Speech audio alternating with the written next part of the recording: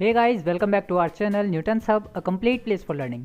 सो guys, last video में हमने discuss किया था that what is chemical reaction, कि केमिकल रिएक्शन क्या होती है और किस बिहाफ पे हम पता लगा सकते हैं कि कोई केमिकल रिएक्शन हुई है या नहीं हुई है।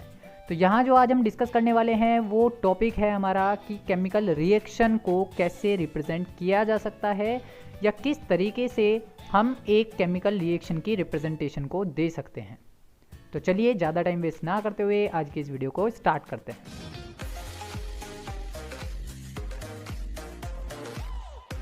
रासायनिक समीकरण क्या है उसको समझने के लिए एक छोटी सी जो चीज़ है वो आप लोगों को याद रखनी होगी कि जब कहीं पर भी कोई दो पदार्थ यानी कि अभिकारक और कहीं पर एक उत्पाद आपको देखने के लिए मिलेगा तो इसका मतलब वो एक रासायनिक समीकरण है, यानी कि ये एक सिंबॉलिक रिप्रेजेंटेशन होती है किसकी, अभिकारक की और उत्पाद की।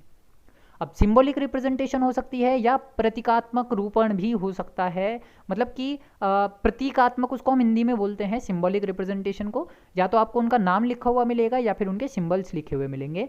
तो सिंबल्स भी आप लोगों को मालूम होने चाहिए हर पदार्थ का, है ना। कोई भी एक सिंबल किसी भी केमिकल रिएक्शन में यूज़ किया जा सकता है। तो किसी रासायनिक अभिक्रिया को समीकरण के रूप में उसके अभिकारकों एवं उत्पादों का प्रतीकात्मक निरूपण रासायनिक समीकरण कहलाता है।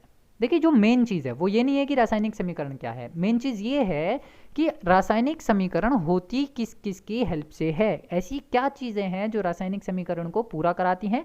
इसमें पहली जो चीज़ आती है वो है अभिकारक, दूसरी आती है उत्पाद और तीसरा हम बात करेंगे इसके एग्जाम्पल को लेकर के। ठीक है, जो देखिए यहाँ पर हम 10th लेवल पर बात कर रहे हैं इसलिए मैं केवल दो ही चीज़ें बताऊंगा, अभिकारक और उत्पाद। इसके अलावा एक चीज़ और होती है उत्प्रेरक, उसको हम आगे नेक्स्ट क्लास में पढ़ेंगे। उत्प्रेरक जो होते हैं वो ऐसी चीज़ें होती हैं जो किसी रिएक्शन को फास्ट या स्लो करा देती हैं। ठीक है, या तो अभिक्रिया की गति को बढ़ा देंगी या अभिक्रिया की गति को घटा देंगी, वो क्या कहलाते हैं, उत्प्रेरक कहलाते हैं। ये चीज़ें आप 11th स्टैंडर्ड में जा करके बहुत अच्छे से समझेंगे, डीपली स्टडी करेंगे। तो अभिकारक की हम बात कर रहे हैं। अभिकारक क्या है? अभिकारक ऐसे पदार्थ होते हैं जो रासायनिक अभिक्रिया में भाग लेते हैं। अब भाग लेने का मतलब ये नहीं है कि दौड़ जाएंगे, है ना, रेस नहीं हो रही है। भाग लेने का मतलब ये हुआ कि मान लो मैंने कहा एक बीकर में पानी और उसमें मैंने क्या मिला दिया, नमक। तो नमक और पानी आपस में मिल करके हमें क्या देंगे, एक नया विलियन बना करके देंगे जो कि कैसा होगा, टेस्ट में नमकीन होगा। अरे नमकीन यार बेटा, ये खाने वाली नमकीन नहीं है, नमकीन पानी की मैं बात कर रहा हूँ। यानी कि जो विलियन हमें मिला वो कैसा हो गया, नमक का पानी हो गया। तो अभिक्रिया किस किस की वजह से हुई, अभिक्रिया हुई है इस पानी और नमक की वजह से।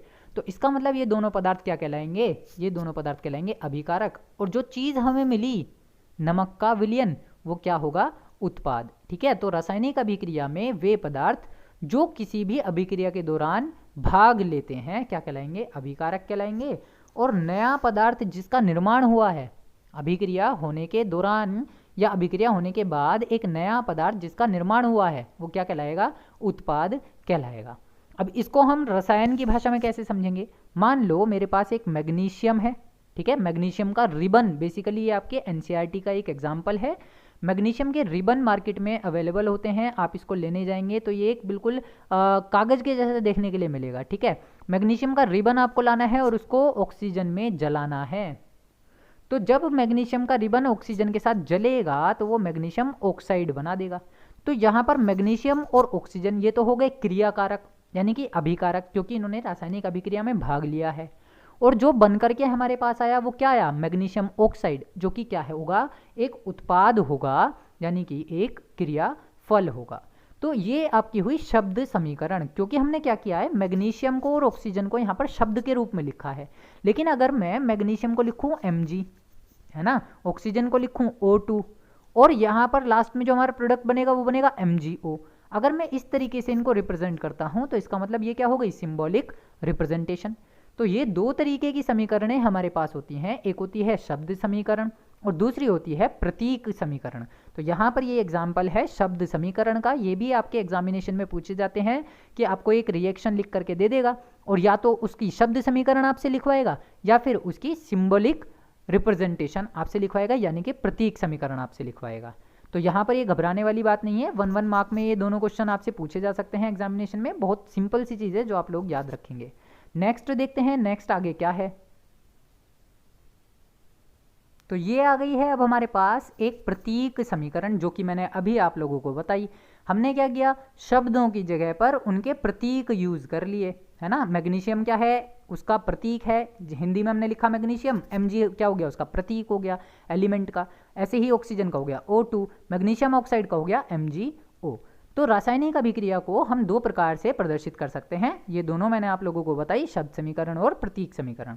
अब किसी भी रासायनिक समीकरण में बहुत सारी छोटी छोटी चीज़ें होती हैं जो उस रासायनिक अभिक्रिया को पूरा करती हैं। अब कैसे, देखो यहाँ पर क्या लगा हुआ है, प्लस लगा हुआ है, यहाँ आप देख पा रहे होंगे S लिखा हुआ है, यहाँ G लिखा हुआ है, यहाँ पर भी S लिखा हुआ है, और ये एक एरो लगा हुआ है। तो हर किसी सिंबल का अपना एक अहम रोल है ना। एक इनको जो हम उपयोग कर रहे हैं, इनकी अपनी एक महत्वता है। पहली चीज़ देखो कि जितने भी अभिकारक होते हैं, है ना, और जो उत्पाद होते हैं, उनको हम सेपरेट करते हैं एक एरो से। ये जो तीर का निशान है, इस तीर के निशान से हम इनको करते हैं सेपरेट, यानी कि इनको अलग अलग करते हैं। अब अलग अलग कैसे करते हैं, ये तीर इस तरीके से बनाया जाता है कि इसका जो सिर है वो उत्पाद की तरफ हो, यानी कि प्रोडक्ट की तरफ हो, और जो इसकी पूंछ है वो रिएक्टेंट की तरफ हो, यानी कि अभिकारक की तरफ हो। तो वो रिएक्शन पढ़ी जाएगी रिएक्टेंट से प्रोडक्ट की तरफ।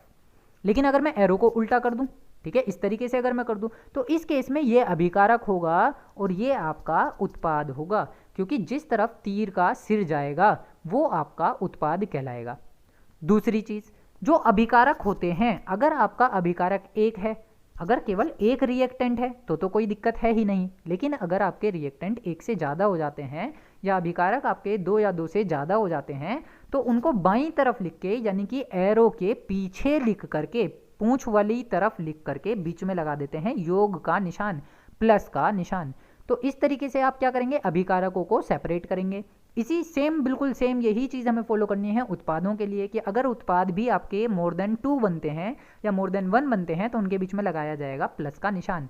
मान लीजिए एक छोटा सा एग्जांपल मैं लेता हूँ कि A और ये प्लस B, ये दोनों रिएक्टेंट थे, दोनों क्या हो गए, योग, प्लस का निशान लगा दिया, एक एरो लगा दिया, क्योंकि ये अभिकारक हैं तो लेफ्ट साइड पे लिखा, उत्पाद जो मिलेगा वो राइट साइड पे मिलेगा। तो उत्पाद मान लीजिए मेरे को क्या मिलने वाला है, C, और प्लस ये क्या मिल गया, D। तो अगर मुझे दो उत्पाद मिले तो उनके बीच में भी मैं क्या लगाऊंगा, प्लस का निशान लगाऊंगा। तो ये हमारे पास हो गई तीसरी चीज़। चौथी जो चीज़ आती है वो ये कि इनकी भौतिक अवस्थाओं को प्रदर्शित करना जरूरी है। किसी भी रासायनिक अभिक्रिया को पूरा करने के लिए इनकी स्टेट को बताना जरूरी है। स्टेट का मतलब क्या हुआ, सॉलिड है, लिक्विड है या गैस है, यानी कि ठोस है, द्रव है या गैस है। तो ठोस के लिए हम किसका यूज़ करते हैं, S का यूज़ करते हैं। द्रव के लिए हम किसका यूज़ करेंगे, L का यूज़ करेंगे। और गैस के लिए हम किसका यूज़ करेंगे, G का यूज़ करेंगे। ये तीन बातें हैं जो आप लोगों को याद रखनी है, कि अगर कोई पदार्थ ठोस अवस्था में रिएक्शन में पार्टिसिपेशन देगा तो आप उसके साथ S लिखेंगे, गैस में देगा तो आप G लिखेंगे, और लिक्विड में देगा तो आप L लिखेंगे। और अगर मान लीजिए कोई किसी पदार्थ की जलीय अवस्था की बात की गई है, किसकी बात करी गई है, जलीय अवस्था की, तो जलीय अवस्था होती है एक्वस स्टेट। एक्वस स्टेट का मतलब हो गया AQ, आपको क्या लिखना है, केवल AQ, ठीक है। तो आप उसके साथ क्या लिख देंगे, AQ का उपयोग करेंगे, तो इससे हमें पता चलेगा कि वो जलीय अवस्था में रिएक्शन की गई है। अब इसके अलावा देखिए, इस रिएक्शन में ये सारी चीज़ें हैं जो भी मैंने आप लोगों को बताई। इसके अलावा भी और भी बहुत सारी चीज़ें होती हैं, जिनमें से पहली चीज़ है जो हम फर्स्ट वीडियो में डिस्कस कर चुके हैं, एरो का ऊपर होना। इसका मतलब वो एक गैस होगी। एरो का नीचे होना, अगर ये किसी सब्सटेंस के साथ लिखा हुआ है, चाहे वो अभिकारक हो या उत्पाद हो, अगर ये एरो नीचे को है तो इसका मतलब वो क्या हो जाएगा, प्रेसिपिटेट हो जाएगा। तीसरी इसमें अलग जो चीज़ आती है वो ये कि इस एरो के ऊपर भी कुछ चीज़ें लिखी जाती हैं, जिसमें कि सबसे पहली आती है उत्प्रेरक। उत्प्रेरक किसी रासायनिक अभिक्रिया की दर को बढ़ाते हैं या घटाते हैं। ये बात आप लोग बहुत अच्छे से याद रखेंगे कि उत्प्रेरक वे पदार्थ होते हैं जो किसी रासायनिक अभिक्रिया की दर को या गति को या तो बढ़ाएंगे या घटाएंगे। वे पदार्थ क्या होंगे, उत्प्रेरक होंगे। तो उत्प्रेरक जो होते हैं अगर किसी अभिक्रिया में यूज किए जाएंगे तो उनको एरो के ऊपर लिखा जाएगा। अगर सूर्य के प्रकाश में अभिक्रिया हुई है तो प्रकाश को ऊपर लिखा जाएगा एरो के। और प्रकाश लिखने का दूसरा तरीका होता है h-nu। आप इस प्रकाश की जगह पर ये h-nu का यूज भी कर सकते हैं, या UV भी लिख देते हैं। बहुत सी रिएक्शंस में ऐसे UV लिखा होगा तो इसका मतलब वो प्रकाश में रिएक्शन हुई है। अगली और भी चीज़ें आ जाती है, जैसे ताप मतलब टेम्परेचर, उसको गर्म करना, तो ये एरो यानी कि ट्राइंगल आपका एरो के ऊपर बना हुआ होगा। और अगर रिएक्शन ठंडी कराने की गई है तो ये एरो, ये जो ट्राइंगल है इसको उल्टा करके एरो के नीचे बना देंगे। तो इसका मतलब ये हो जाएगा कि उस रिएक्शन में टेम्परेचर को कम किया गया है, ठंडा किया गया है। अब देखिए जो उत्प्रेरक होते हैं, उत्प्रेरक क्या है, मैंने आप लोगों को बता दिया, या तो ये अभिक्रिया की दर को बढ़ाएंगे या अभिक्रिया की दर को घटाएंगे। जैसे हमारे घरों में हम लोग क्या करते हैं, चने या छोले या राजमा जब हमारी मम्मियाँ इनको उबालती हैं तो उसमें सोडा लगाती हैं, है ना। क्या करते हैं, सोडा, सोडे की हेल्प से क्या होता है, देखो अगर आप सोडा नहीं डालोगे तो वो जो रिएक्शन है यानी कि छोले उबलने की जो दर है वो धीमी होगी, देर में वो उबलेंगे। लेकिन अगर हम सोडा लगा दें तो वो जो रिएक्शन बहुत देर में हो रही थी वो क्या हो जाएगी, बहुत जल्दी हो जाएगी।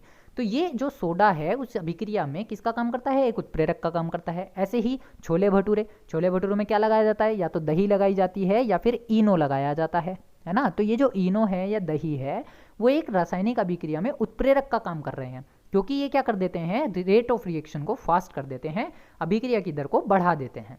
तो ये जो उत्प्रेरक हैं इनके भी दो प्रकार होते हैं, उनको भी हम आगे देखेंगे। एक तो होते हैं पॉजिटिव उत्प्रेरक, एक होते हैं नेगेटिव उत्प्रेरक, यानी कि एक होते हैं आपकी अभिक्रिया को बढ़ाने वाले जिनको हम क्या बोलेंगे, वर्धक बोलेंगे, और दूसरे होते हैं हमारे पास जो अभिक्रिया की दर को घटाते हैं उनको हम बोलेंगे विष। तो एक आपके पास यहाँ से आ जाता है वर्धक और एक आ जाता है यहाँ से विष। तो वर्धक केवल वो वाले हैं जो अभिक्रिया की रेट को बढ़ा रहे हैं, विष वो वाले हैं जो अभिक्रिया की रेट को घटा रहे हैं। आई होप कि आप लोगों को ये सारी बातें समझ में आई होंगी। अब यहाँ से एक छोटा सा इंपॉर्टेंट रोचक तथ्य हमारे पास आता है, चलिए फटाफट से उस रोचक तथ्य को देख लेते हैं। तो यहाँ पर जो रोचक तथ्य है वो ये है कि कभी भी जब कोई रासायनिक अभिक्रिया होती है वहाँ पर बहुत बार ऐसा होता है जो अलग अलग प्रकृति के अभिकारक थे वो आपस में जुड़ेंगे और ऐसे उत्पादों का निर्माण कर देंगे जिनकी प्रकृति अभिकारकों से बिल्कुल अलग होगी। जो कि मैंने आप लोगों को पहले भी बताया कि हमने एक एग्जाम्पल लिया था हाइड्रोजन और ऑक्सीजन का। ये कैसा है, ये भी गैस है, ये भी गैस है, और ये कैसा बन गया, लिक्विड बन गया। तो इनकी प्रकृति क्या है, बिल्कुल अलग है। देखो हाइड्रोजन एक गैस थी, ऑक्सीजन एक गैस थी, लेकिन जब ये कंबाइन हुई तो हमें क्या मिल गया, लिक्विड मिल गया। तो इनके गुणधर्म बदल गए। तो कई बार ऐसा हो जाता है कि ये जो अलग अलग प्रकृति के अभिकारक हैं जुड़ करके अलग प्रकृति वाले उत्पाद हमें बना करके दे देते हैं। तो ज्वलनशील हाइड्रोजन जो होती है वो जलने में सहायक होती है ना, और ऑक्सीजन की जैसे ही कांटेक्ट में आएगी तो ये जल जाएगी। लेकिन ये दोनों अगर आपस में कंबाइन होते हैं तो ये हमें क्या बना करके देता है, साधारण परिस्थिति में जल बना करके दे देता है। तो इनके गुणों में जो परिवर्तन हुआ इनमें उपस्थित परमाणुओं या फिर उनके बीच में बने हुए बंधों की वजह से हुआ। अब हाइड्रोजन जो है, हाइड्रोजन में जो बॉन्ड है वो कैसा है, H सिंगल बॉन्ड H है, और जो ऑक्सीजन है उसमें बॉन्ड कैसा है, डबल बॉन्ड है, O डबल बॉन्ड O है। अब यहाँ पर जो बंध है वो है सिंगल और यहाँ पर जो बंध है वो है डबल। तो इनकी बंधों की प्रकृति पर डिपेंड करता है कि जो उत्पाद हमें मिलेगा वो कैसा होगा, क्योंकि जब ये आपस में कंबाइन होंगे हाइड्रोजन और ऑक्सीजन तो ये बंध टूटेंगे और कुछ नए बंध बनेंगे भी। तो जो बंध टूट रहे हैं या बन रहे हैं ये बात उन पर डिपेंड करती है कि हमारी रासायनिक अभिक्रिया में बनने वाला उत्पाद बिल्कुल अभिकारकों के जैसा होगा या फिर अभिकारकों से अलग होगा। तो गाइज आज की इस वीडियो में केवल इतना ही। मैं मिलूंगा आपसे नेक्स्ट वीडियो में, तब तक के लिए आप लोग पढ़ते रहिए, बढ़ते रहिए। टाटा, बाय बाय, सत श्री अकाल एंड सब खैर।